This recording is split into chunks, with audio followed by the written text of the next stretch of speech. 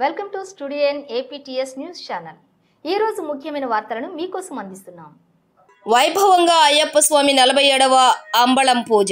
పొదలకూరు పట్టణంలోని శివాలయంలో వెలసి ఉన్న అయ్యప్ప స్వామి 46వ అంబళం పూజ మహోత్సవాన్ని శనివారం అయ్యప్ప సేవా సమితి ఆధ్వర్యంలో వైభవంగా నిర్వహించారు.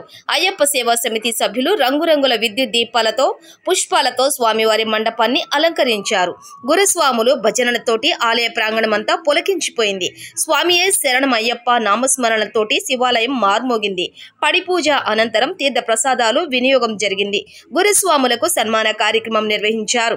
ఈ సందర్భంగా ఆలయ అయ్యప్ప సేవా సమితి సభ్యులు మాట్లాడుతూ గత 46 ఏళ్లుగా అంబళ పూజను నిర్వహిస్తున్నట్లు తెలిపారు. ఆదివారం మధ్యాహ్నం అన్నదానం, తదుపరి శ్రీ ధర్మశాస్త్ర స్వామి వారికి ప్రత్యేక పూజలు నిర్వహించనున్నారు. అధిక సంఖ్యలో భక్తులు, మాలాధారణ స్వాములు, అయ్యప్ప సేవా సమితి, బ్రహ్మదేవి, రాజశేఖర్, కాసా శ్రీనివాసులు, గ్రామ పెద్దలు శివాడ పరందామిరెడ్డి, అల్లూరు రమణయ్య స్వామి, ముత్తుస్వామి, గోళ్ల రమణయ్య పాల్గొన్నారు.